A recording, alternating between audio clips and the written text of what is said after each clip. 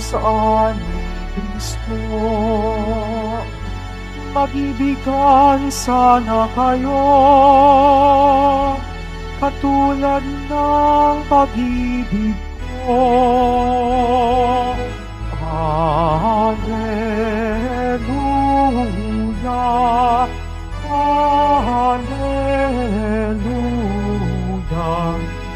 Alleluia,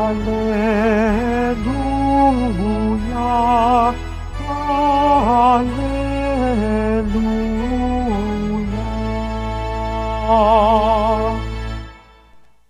Sumainyo ang Panginoon. At sumayo rin. Ang mabuting balita ng Panginoon ayon kay San Mateo.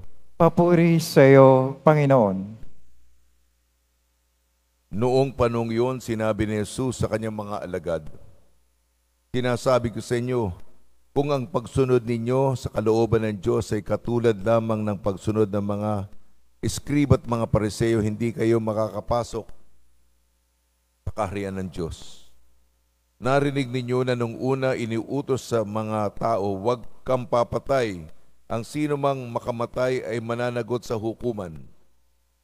Ngunit ngayon sinasabi ko sa inyo, ang mapuot sa kanyang kapatid ay mananagot sa hukuman. Ang humamak sa kanyang kapatid ay mananagot sa Sanhedrin. At sino mang magsabi sa kanyang kapatid, ulol ka, ay mapapasaapoy sa impyerno. Kaya kung naghahandog ka sa Diyos at naalala mo na may sama ng loob sa iyong kapatid mo, iwan mo muna ang iyong handog sa harapan ng dambana at makipagkasundo ka sa Kanya. Saka ka magbalik at maghandog sa Diyos. Kung may magsakta laban sa iyo sa hukuman, makipag-ayos ka sa Kanya habang may panahon bago Kanya iharap sa hukom. At kung hindi ibibigay Kanya sa hukom, na magbibigay naman sa iyo sa tanod at ikaw ay mabibilanggo. Sinasabi ko sa inyo, hindi ka makakalabas doon hanggat hindi mo nababayaran ang kahuli-hulihang kusing." Ang mabuting balita ng Panginoon. Pinupuri ka namin, Panginoong Jesucristo. Magsiupo muna ang lahat. Isang mapagpalang araw po sa ating lahat. Binibilang ko na lang po ang aking mga araw na mananatili dito sa simbahan ng Quiapo upang malapitang isangguni sa Poong Senyor ang mga mahalagang nilalaman ng aking puso ngayon at bukas, sapagkat bukas ay babalik na po ako sa misyon. Napakabilis na po ng panahon at inanamnam ko, pinapanatili ko, nagpapasalamat ako, tinatanaw ko ang utang na loob, meron akong malalim na apresiasyon sapagkat may mga sandali na hindi tatagal, katulad ng paglapit sa Poong Senyor. Tsak na sa Sabado, ay wala na po ako. Papunta na po ako sa ibang bansa, sa misyon. Opo, masusubaybay ko po ang Senyor sa pamamagitan misang online, pero iba ang online na misa kaysa ako mismo nagmimisa at nakikita ko, nagbibigay pugay ako, humingi ako ng kapatawaran, at humingi ako ng tulong sa Poong Senyor. Sige po, personal na malaganap, may personal tayong paglapit sa Kanya. Ang aking tungkulin, mga pagbasa, unang hari, Propeta Elias, ang mensahero ng Diyos. Ginaganap lamang niya ang kanyang tungkulin bagamat mahirap at publiko at kailangan matapang ka sapagkat makakaharap mo yung hari. Lahat ay natatakot sa hari. Hari yan. Kung hindi ka nagusto ng hari, baka may masamang mangyari sa iyo. Sapagkat hinahayag niya, minsan kokontrahin ng Diyos ang gusto ng hari. At yung hari ay magagalit.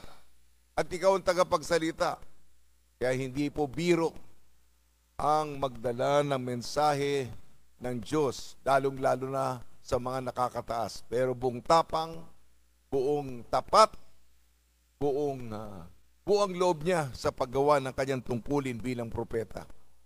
Gayon din ang katapangan na hiningi sa atin sa ating Ebanghelyo ayon kay San Mateo.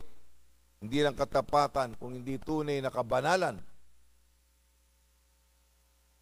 Huwag po tayong panlabas. Huwag po ito'y pakitan tao. Yung eksterior. Nakikita ng pong Senyor ang niloloob mo. Huwag po tayong magkungwari.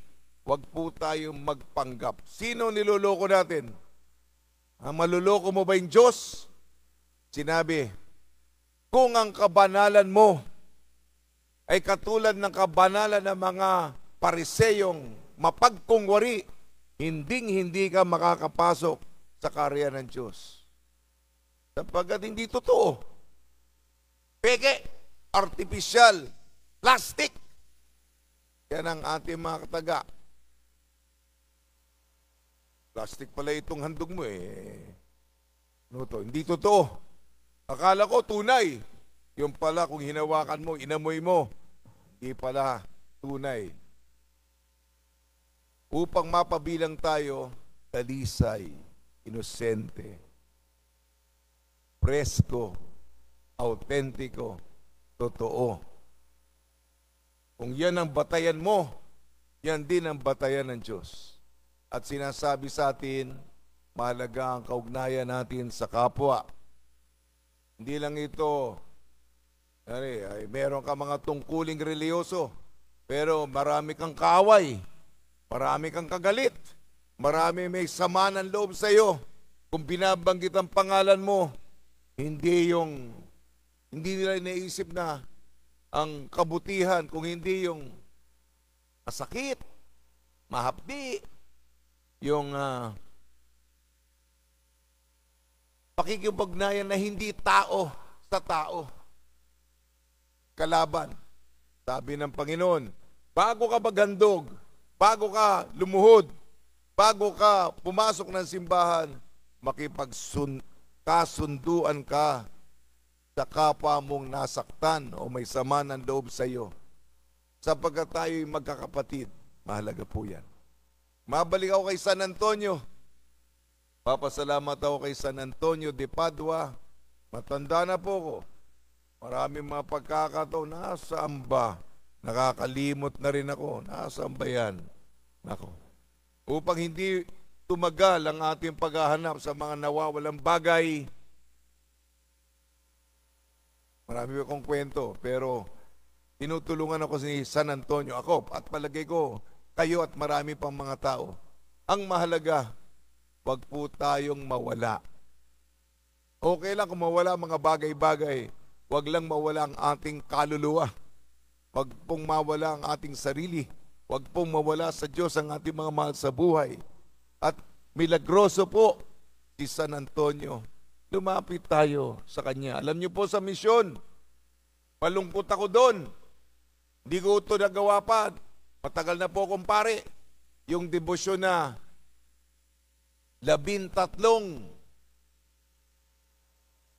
Martes bago ang kapistahan ni San Antonio. Ewan ko kung alam niyo yung debosyon. Mahirap kasi 13 subaybayan mo Talo pa yung ating siyam na sunod-sunod na unang Biyernes. Ito 13 Martes. Sapagkat ang Martes kay San Antonio, kung meron tayong hinihiling, yan po ay inumungkahi ko po sa inyo. Sapagkat si San Antonio, kung hiling tayo ng milagro sa kanya, kailangan natin lahat ng mga milagro. Maniwala kayo mga kapatid. At malaking tulong po si San Antonio upang ang ating hinihingi, ating iniling, ating laging binibigkas, alam natin na mahirap, halos imposible, ay matupad sa pamamagitan ng kanyang intersesyon.